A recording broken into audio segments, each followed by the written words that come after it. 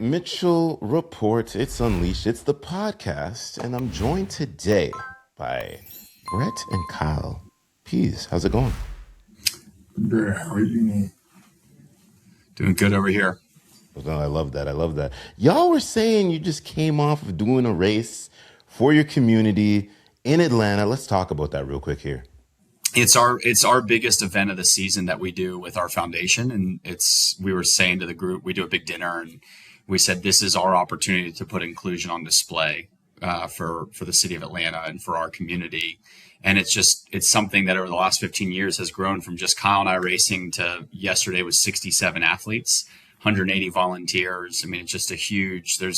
We'll send you the photo after that somebody got, but it is literally it's an army of KPF, they said. I mean, it is this whole sea of people in white jerseys, their run shirts. And it's just an amazing sight to kind of see the way we did it. And then, of course, Kyle and I had to run too. So we might be feeling it a little bit physically as well. No, I love that. I love that. Speak to that inclusion piece when it comes down to community and sport and on field and things like that to really deep dive into the conversation, my friend.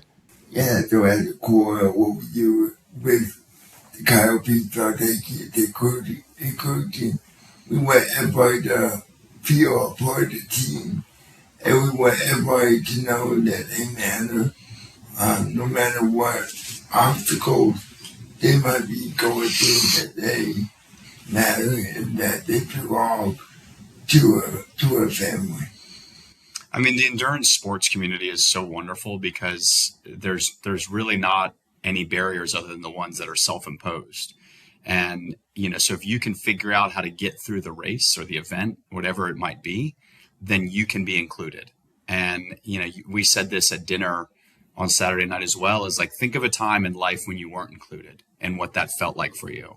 And think about a time in life where you were and what that felt like. And now imagine these 67 athletes and what this event means to them, but also what it means to you. Like, because for me to be behind the chair pushing my brother is a really special and powerful experience, which means I'm included too. And so when we go out with, nearly 300, athletes and volunteers, then you can really fully see what it means to be included. You see the joy on the faces of not only the athletes, but the volunteers. And so it's just a really special display for us, not only in our community here in Atlanta, but just the broader endurance community and even further beyond that too. I love that. You speak as brothers. Let's speak to the communication aspect, because I feel like a lot of folks don't understand, like, you have to do the training leading up to. So turning on the off and on switch between being brothers and hanging out, things like that, doing the family stuff, then going into competition. What does that communication look like? I think first and foremost, we are brothers, and that's not going to take anything. So whether we're on a competitive field or whether we get to hang out, to me, we're always brothers. So whether we have a job to do together at the foundation or whether we're on a race course, I treat him just like my brother. I see no other way, right? So, it's a time to talk business sometimes, and it's a time to joke around, but I feel like we do a very good job of intertwining the two and always focus our love as brothers. I love that. I love that. Yeah, So, I mean, it's evolved. I just like, I mean, there's been shouting matches in the middle of these races, like, and like, I mean, that just to Kyle's point is like, first and foremost, we're brothers, but that doesn't mean that it's just always this place of bliss. It's always a place of pure love. Like, our relationship as brothers is part of what allows us to do this together, but that doesn't mean that we're not human and that we don't, go at it as brothers can. But what's evolved over time is our ability to understand each other better, so that when there is tension and when there is conflict, is that we're better able to support each other, which is what shines through on days like yesterday and the way that we show up for each other as well as the broader community. absolutely. And communication is so important, especially it doesn't matter if you're doing something in pairs or in group settings, like myself playing basketball, it's one thing when you're with a team of five guys. You know what I mean? Hmm. And you got to Hmm. know whose position is going to play where and who's going to play you know, who's going to take that assignment to win that game. And it comes to me where it's like accountability, right? And I really Hmm. want to speak on that. How do y'all both hold each other accountable when you're in these races, past the communication to really excel and push yourselves to the next limit? I think it's actually how we listen to each other, right? Is like, so there's a story that we've been telling for, I don't know, the last 15 months, which was from our last Ironman, where there was this kind of moment of real tension where I was very worried about something that was happening. And Kyle, in his mind, was like, why are you worried? Right. It's like if somebody sticks their hand under the faucet and says the water's hot and the next person says, no, it's not, they're both usually right, but it's their perception. And so in that moment, I was telling Kyle, like, hey, it's windy. And he could hear my fear. And so he just shouted at me. He was like, you don't need to worry about that. And, there was this, I don't know, hour and a half period where we didn't speak to each other. And it partly like the wind helped because we couldn't hear each other over the wind, but we were angry. And when we kind of turned out of the wind and we were getting away from it, I said to Kyle, I said, look, I, I just needed you to know what I was experiencing so that you could figure out how to help us. And that's all. And that I totally understand. I understand what you were saying that, I needed to be able to just focus and move forward. And as I'm explaining this to Kyle, he's like still staying quiet. And then finally, after a little bit of a silence, he said, okay, I love you. Right. And then all of a sudden it shifted because I was like, wait a second. Now he gets it. Like, and he got it too. Cause I was like, hey, I was scared. And Kyle was like, okay, well then I'm here for you. And so for the next, I think 3 hours, we just, every time one of us felt tension, we would just shout out like, hey, I'm so thankful for you. And it became this mantra of just understanding. So I think to me, what we've really, we talked about evolving, like what we've really evolved in as athletes is our ability to hear the other person. That if we say the water's hot, that there's something that he's experiencing and we need to just help him. I think another thing, Roy, that each of us brings is just showing up, like, and bringing your A game.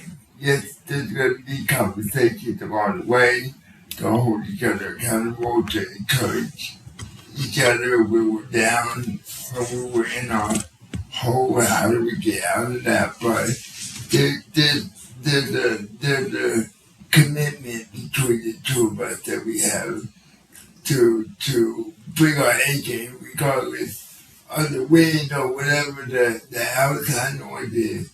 That we're gonna be there for each other to support each other and help one another get to the finish line. You know what I hear and what I love is the thankful aspect that you speak to, and then the I love you aspect. And I feel like that's something that in what y'all do is one thing, but even in the world, we need to hear that Mm-hmm. more in our inner circles because we don't hear it a lot. You know what I mean? Like, when's the last time I said to one of my boys, I was like, yo, I love you, man. Not like the kiss and mouth love, but that different type of love. And when you Mm-hmm. do that, no matter what that person's going through, it it warms them up because it's like we need those subtle reminders as humans first Mm-hmm. that hey, I love you, I appreciate you. Thank you for doing this or doing that. You know what I mean? So I really Mm-hmm. do commend the both of you for both doing that, and I feel like the value giving my audience, those simple Mm-hmm. reminders and things like that. Right? Mm-hmm. Yeah, Yeah. Thank you.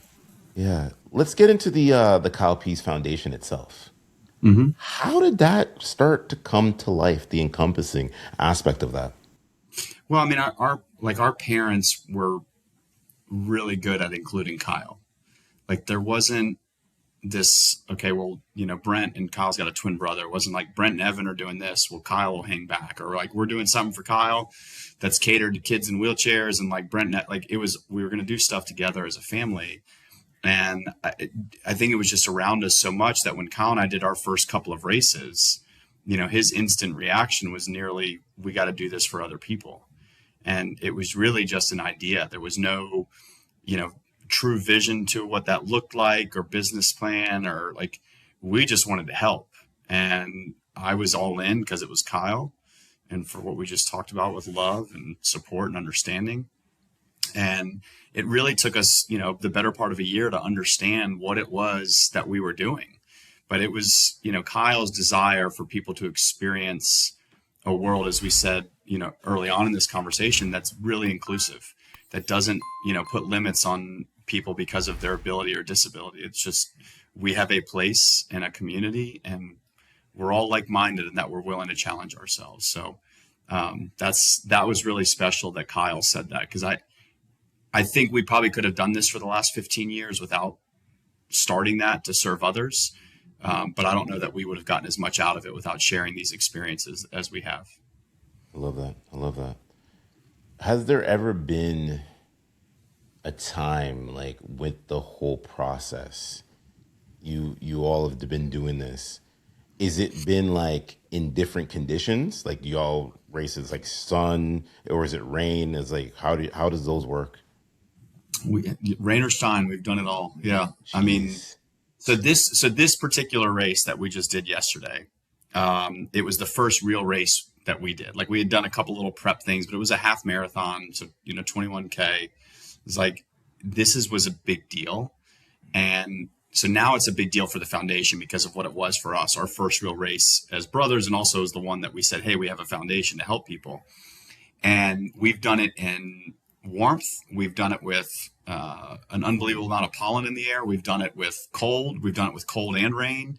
And what we've learned is that when we're allowing people to show up in this way, to be included, there's not a whole lot that can hold them back from fully immersing themselves and enjoying the experience.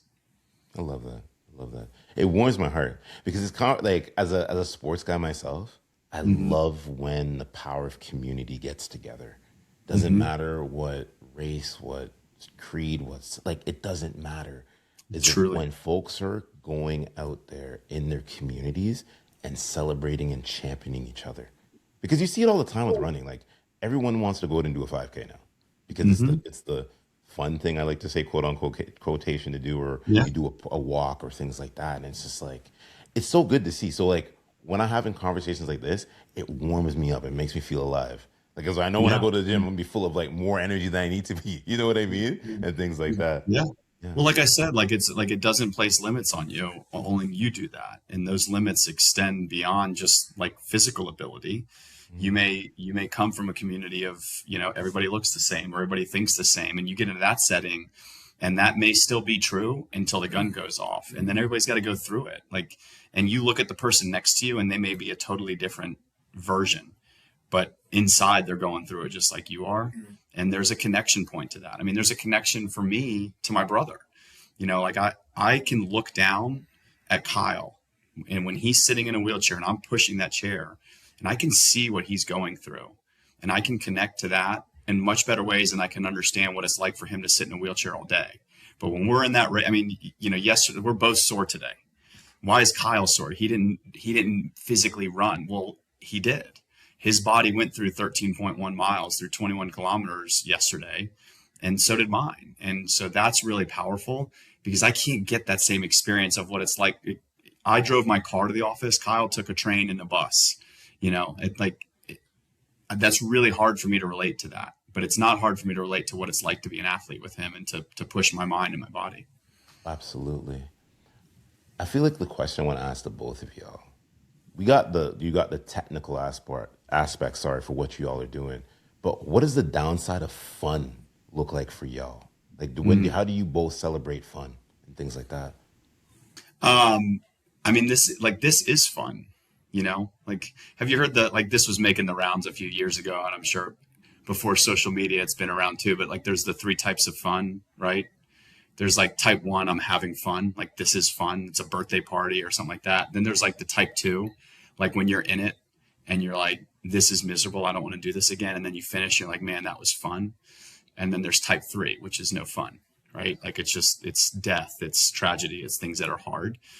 And I think a lot of what we do is type 2. Like, we do these experiences that are physically or mentally demanding, Kyle's life is. And so it creates this fun atmosphere that, on the downside of that, allows us to experience those other things, right? Like, so if you're doing something else later that seems hard, right? It doesn't, you realize it's not, because it's this experience that we get to have. Kyle says that a lot too. He's like, we don't have to do this, we get to. And so the downside of fun for us is like, what anything we're doing can be fun because we're doing it together and we're experiencing it together. I think fun really started that sacrificing. I think both of us have had to sacrifice so much for our dream of doing it together. And so I think that fun was different to all of us, right? And to get to do this with my brother and bring on, we served over 170 athletes last year. So, when you wake up at 4:30 in the morning for a race, and you really don't want to do that, but then you come down to the start line and you see what you created and how the family got involved. That's fun to me. And so fun and a lot of hard work as well. But when you see the fruits of your labor, then that becomes fun. No, absolutely. So, Kyle, my question to you is, because I feel like for myself, I think that it's very important to even talk about this. What do you want people to know about living with cerebral palsy? Speak to that, please. Yeah, what I want people to know about living with CP is it's hard. Every day is a challenge. I've always said that the hardest part of my day is when I first wake up and going from my caregivers have to pick me up out of bed to put me in the wheelchair, because it's a 5 second of, oh, this is my reality for today. And I have to rely on people to get me through every step of my day. But then that's the platform I was given. Like, it's not for me to decide, like Brett said, I get to do this. I don't have to do this, So when I have downtime, that's when my mind wanders and all of that. So I need to stay busy, but living with cerebral palsy is a challenge. To rely on individuals to help you out for every single task is challenging. But then again, I'm grateful that I have all these experiences of living my life, getting to hang out with my brothers, and get to enjoy life. So I get to, I don't have to. I love that. Is there any resources that you both can share with the audience today to like get educated and learn about maybe somebody in the community, your foundation with cerebral palsy and things like that? Well, I mean, I think the answer when you think about people living with a disability, the answer is usually it depends, because there's very rarely a one size fits all. And so what Kyle and I always lean into is just being curious, right? The curiosity with us is easy. Go to the website and then you can learn about the organization and how to help somebody with a disability. But if you meet somebody in the community that, again, doesn't look like you, right? Because they're in a chair and you're not, right? Like saying hello and just being curious as to why, or like you can't see Kyle's hand right now. Maybe we can shift him into the camera, but his CP is a type with spastic quadriplegia. So he has spasticity in all four limbs. And so when you look at his right hand, there's a spasticity to it. So a lot of people will shy away from shaking Kyle's hand. Whereas if they would just say, hey, like, what do you want me to do? Do we shake hands? Do I give you a fist bump? Like, how do you greet somebody? Like that, it goes such a long way in making Kyle feel included, right? Like that's what the foundation does. And so as you think about like what you just asked of like, what resources are there? You're your biggest resource. Like just being curious about another human can make such a difference in their day and yours. Right. And, yeah, so that's a big thing for us is curiosity. And that's the thing. And I asked the question not to come from a place of ignorancy, but I think that just what you speak to, it's like some folks have these preconceived. So they're like, how do I approach a situation? Hmm. Right? Yeah, we can have the conversation, but do we do a fist pump? Do we do a handshake? Things like that. And it's like, I'd be showing up with curiosity and being like, how would you want me to serve you today? I think Yeah, that goes a far way. yeah, Is how would for you like sure. me to serve you today? Because then you will then get his answer. You know what I mean? Yeah, And things like that.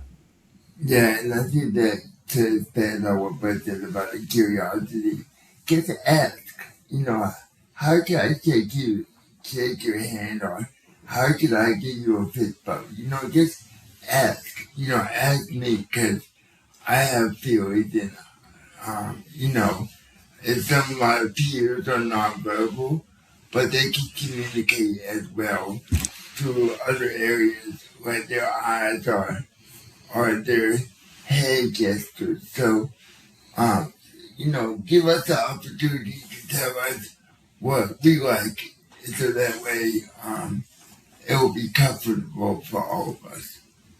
I love that.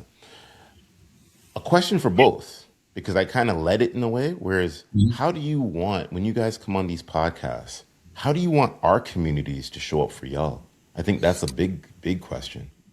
So you're the first layer to that. Like we want you to show up because you're being curious in our story and giving us the space to share it because that creates a platform for like one. All it takes is one with us, right? Like one person to show up for Kyle or for the foundation can have an unbelievable ripple effect all the way down the line for everything that we do. The fundraising, the volunteerism, the support, just the inclusive nature of what we do. Like, so that's it. Like, so what your curiosity looks like, act on that. When we all do these things, we live in an age of not 30-second sound bites, but 5-second sound bites. Like, so you see something on social media, right? And then you move on to the next thing. Instead of just engaging the thing, like stay in it for a little bit, right? And be with those emotions, feelings, whatever, because then that can have the biggest impact on us by staying with us, by being curious. And the ripples can, they go far beyond the lakeshore at that point. I love that. I love that expression, my friend. I do. Yeah. So now we're into the whole races and things like that, right? Question that I wanted to ask is, you're in the United States, I'm in Canada. How do you want, are we going to see, should I say, are we going to see some Canadian involvement soon or no? So the short answer is we hope. And Kyle's been talking about he wants to race overseas too. What we've learned over the last 15 years, Rory, is that we want to be really intentional about it. We used to just be like, oh, we know somebody in Canada, let's go race. Yeah. Instead of going, hey, like before we go all the way to Canada, should we go to New York first, or should we go to, Virginia? Like it's really just understanding where I'll stick with the ripples analogy. It's like, where can we create the ripple effect? And we've seen it happen best where you come off this pod and go, hey, I know these guys, this is the event they do in Canada. You really need to come do it. Now all of a sudden there's a connection point that where before, like Kyle and I did this race in San Francisco 11 years ago. And we went there thinking like, we're going to raise a bunch of money and everybody's going to know who we are. Like we were just one of 38,000 people in this race. Like there was no, who are these guys? Like, how do we connect? But if you tell us to go to that race, because that's your community and your people, now all of a sudden it's there. So like we absolutely we want to grow and expand this thing, but we've stopped just casting this really wide net and started looking for really good places to just say, this is where we should start. And before we worry about how many of those places we can start at. I love that, because I'm going to make sure I do my due diligence to get you all over here. I think it's important because there's so many different events over here in Canada. I know it's a different ecosystem. I'm pretty sure y'all not gonna want to do it in winter. Like we're kind of still on the tail end of winter. We're on the tail end of winter right now, to put some humor into it. Yeah. So it's like I'm thinking early, late spring, summer would make more sense and things like that. But I'm gonna definitely tap into my network, because I feel like there's something here. 100%. Yeah, thank you. What part of Canada are you in? let's say southwestern Ontario, so Toronto area, Yeah. right? So there's a lot going on, and I feel like when you think of venues, you have it's exhibition place. It's where they do a lot of like the races. So I Yeah. feel like you map out the coordinates in such a great way, and then you get the right folks involved. Oh, they'll probably shut down half the city if it makes sense. It makes Hmm. sense, right? Because if Yeah. they do that for 10Ks, they do it for 5. This is something that you have to get behind, no matter what. You know what I mean? Because then it gives you Hmm. all that international exposure as well too, which could lead to something bigger, something bigger, something bigger. Right. For sure. Things like Yeah. that. Yeah. Is there a place that you would love to visit though? Is it on your bucket list? Well, yes. I mean, we've talked about Cape Town. They just added a world marathon major there. I mean, Kyle would love to do the London Marathon. It's certainly in the endurance realm. But like as you were talking, and Kyle was like, "Wait, where exactly?" We used to fly to Toronto for a special type of therapy for Kyle when he was a kid, Oh, and of course, I can't remember the name of the shopping center, but the hotel was in the shopping center, and Kyle would go to therapy nearby, and me and his other brother would go like find an arcade or stuff people don't do anymore. But as you were talking, like, but like, see, that's what I was talking about. Like, there's actually a connection point for us just from our lives that, like, you know what, we haven't been back since it was actually this place of like, oh, we're going to try and fix something.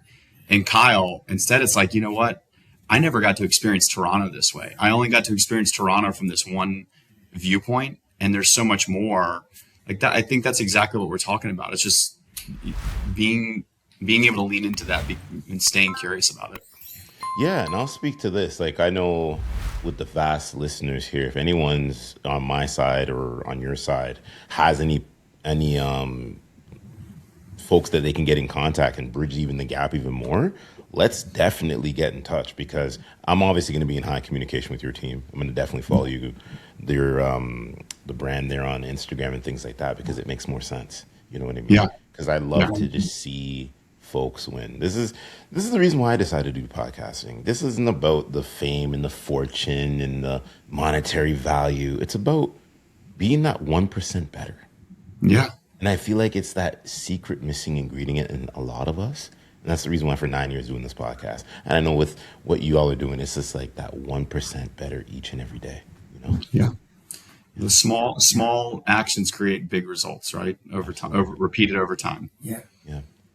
Kyle, you were about to say something, I feel like? No, I get to love that mentality that, the way you talked about um, getting behind something and, sticking with your podcast for 9 years. Like, that's good work. Hmm. And we Yeah, all need definitely. to get behind something that we believe in and follow it and let it blossom and see where it goes. So I love that. Hmm. 100%. 100%.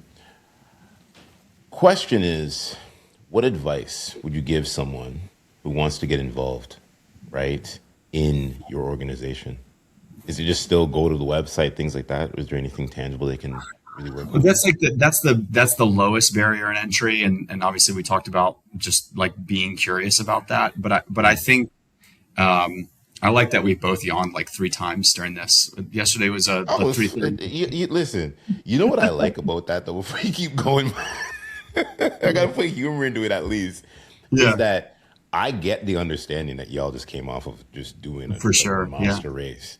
So it's like it's showing that humility and it's showing yeah, that you guys are not all done up, all professional. We're professional to a degree here, but it's not like sure. a performance where it's like let's be here on 100%. Like I understand y'all are probably like maybe 70, 80. It just That's probably being happens. generous for sure. Yeah, Well, it's fatigue. It happens, you know?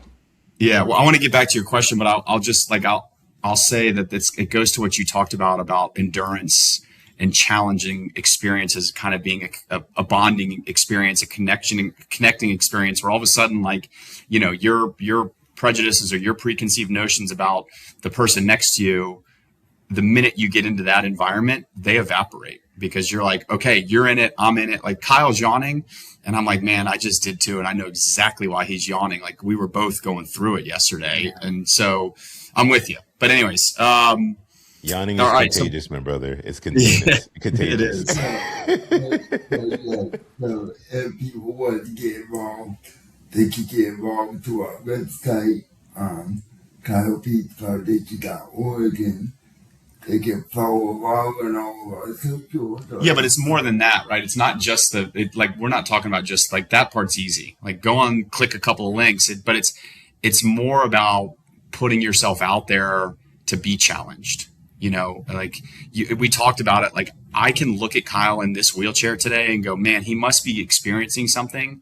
But Kyle doesn't get to always look at me and think the same thing. He might see me walking up and down the hallway thinking, God, he's got it made. He's on his own 2 feet, and I'm not. But like, I'm going through it today too, and in that experience, by allowing myself to be present in it, now I get to understand Kyle a little bit better and he gets to understand me. So beyond the act of just clicking a couple of buttons to follow or to sign up to volunteer is like, put yourself out there to be challenged. Don't avoid the challenging experience and tackle it head on. Kyle has this line that he said 15 years ago that stuck with our foundation, where he said, help me if I get this wrong. He said, are you going to allow your obstacles to define you, or are you going to tackle them head on? Right. And so getting involved with the Kyle Pease Foundation is about tackling those challenging experiences head on. Signing up is the easiest part of that. And then the next step is actually, being there to immerse yourself in that. But what is also so cool about what he just said was, like, sometimes you have to be uncomfortable to make yourself comfortable. And sometimes you have to be uncomfortable to push beyond your limits. And when we allow ourselves to sign up for something that is very new and foreign to us, and then we try, then the outcome becomes easier next time. And then next time after that, you just take a step or a wheel in the direction of something that you're not comfortable with. You just give it a try and see where it takes you. No, I love that. I love that. I love that a lot. Let's speak to, I'm always about celebrating while we're here. You know what I mean? What is some of the biggest accomplishments you have all came to with the foundation and things like that, or individual as well? Yeah. I mean, I think they're kind of intertwined a little bit. I mean, like for us, like Publix was the first, it's called the Publix Atlanta Half Marathon. That was the first major thing we did when we said we had a foundation. It was also the first event we ever actually supported somebody the next year. Right. So like that connection point of this amazing personal accomplishment created something for somebody else. We did the Ironman World Championships in Kona, Hawaii. It's one of the premier endurance events out there. And that created an opportunity to employ people with disabilities and to create an inclusive workforce. And so now we have 8 people working for the foundation. So I think there's been a lot of that where we go do something like where we wrote a book. Like that was a huge personal achievement. But that book has created so many more opportunities because the sales of that book benefit the foundation. I think the racing side is what we think about personally, the Ironman Hawaii, the Boston Marathon, Peachtree Road Race. And I think for the foundation, it's when we hit these milestones of the first time we supported 100 families, the first time we raised $1 million, like these little moments that kind of validate all those challenging days that led up to the final breakthrough. I think another thing that really stood out to me is just we speak as part of our foundation as well. So just where we have been, like we have been all over the country. We even been to Canada a couple times to speak, and it gets amazing to meet new people and get to tell our story and give them a sense of hope and perspective that they might not get. Love that. I love that. Is there ever an off season for y'all? I'm just out of curiosity. No. Or Not is it just anymore. like 365? We're just training. We're training. We're doing the races. We're conquering. We're kicking ass. So the short answer is 365. But what we've gotten better at is learning. Like you still have, like you cannot.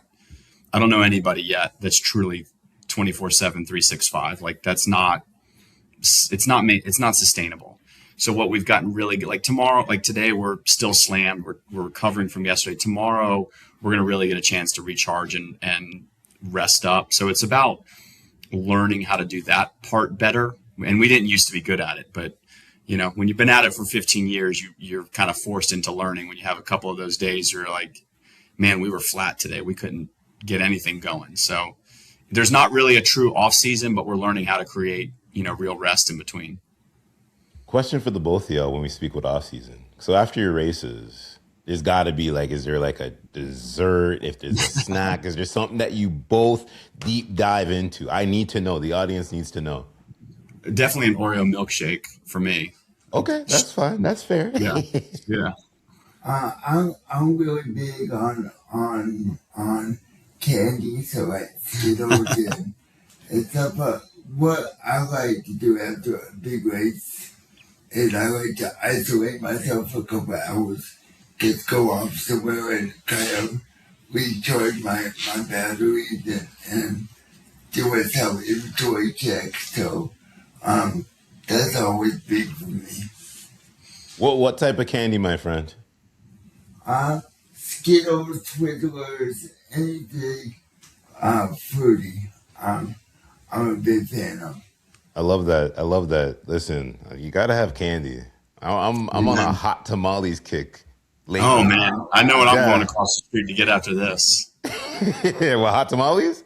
Yeah. I couldn't tell you the last time I had one, but now I'm going, we got a store across the street. I'm heading out there right now. Man, listen, I couldn't find them in Canada for like the longest, and then I walked into Walmart, and I just went down the candy aisle and I saw it. And I was like, "Yo, give me a couple of these boxes here. Let me put this in my cart here. We're good." You know what I mean? Because it's the fun. You gotta cheat a little bit. You know what I mean? Yeah, Like I'm we've still dialed into optimized the too gym. much. Yeah, We've and I think optimized that's too much. Have fun. yeah, I think that's something that I love that you both say is that we're not all dialed in. I think so many folks think if it's a content creator, you're running races or you're doing entrepreneurship, it's like 24/7. You don't sleep. No, we have to scale it back. We have to have some time to ourselves because you have to rest, you have to sleep. You have to just sometimes just sit on the couch, shit on your if it's a gaming chair you have or whatever, and just relax and chill. Flick on a movie, watch sports, do all of that good stuff. It's not like we're dialed in all the time, folks. Some days it feels like we are, but we're not, you know? Yeah. For sure. Before we get out of here, 1% better. I want to hear from both of y'all. 1% better. How can we become 1% better today? I think if we've learned nothing over the last 15 years of doing this together, it's that it's not been that each day is truly 1% better.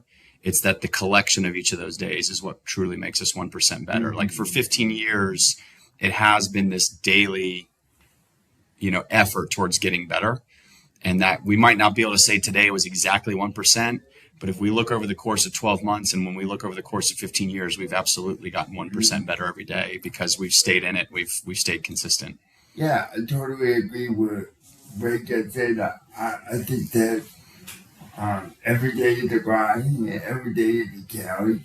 And I think you don't get 1% better, but you learn from your mistakes. And those mistakes, those challenges that you face, they make you 1% better. So by learning and growing, that's how you get better every day. And so that's how I focus my life is. What did I do yesterday that I can do better today? Or how can I learn from yesterday to be just a little bit better today? Because I want to leave this place better than I saw it. And that's what 1% looks like to me. Music to my ears because there's so much fluff that's going on in the world. You know what I mean? There's so many distractions. There's so many things that are pulling us away from just being present You know what I Yeah. mean? So I appreciate the both of you brothers, man. The both of Thank you, y'all. man. And let's figure out a way we're gonna stay in high communication. You know, and Yeah, speaking to the please. folks on your team, and let's get you all out over on this side of the border. You know what I mean, and things Yeah. like that, and experience Canada, Toronto. I can show y'all around. You know, before race, after race, maybe after the race, things like that. Yeah, You for know, the there's hot so many tamales different. and the milkshakes and all the Hey, good we could stuff. even do a we could even depending on when you guys come, we could even do a baseball game. I'm not a Jays fan, but I go to the games anyway. You know what I mean? Yeah. So So yeah. so we went to a game when we used to come up there, and it Hmm. was one of those days where the roof was open and they closed it during the game, and we were like, "Whoa!" As kids, we were like, "Oh my god!" So Yeah, yeah, it's dude. But crazy. thank you very much. This has been an awesome Yeah. conversation, and truly enjoyed the way you've leaned into it and supported us too. No, absolutely, absolutely. And before we get out of here, right? Plug the social media or anything that you want to be visible here for here today. So KylePeaceFoundation.org is the easiest one-stop shop. You can connect to social media, sign up for the newsletter, sign up to volunteer and support, to donate, to give us the energy that you have and that you're feeling in this moment. You can do it all right there at KylePeaceFoundation.org. Okay, beautifully. Well said. Well, I do appreciate y'all. And when y'all come to Toronto, because it's going to happen, we're going to do Yeah, this in studio next time. You know what I I mean? love it. That'd be pretty nice. All right. We love that. All right, Roy, thank Perfect. you for your time, Brett. Thank you for Appreciate you. sharing our story as well. No, definitely.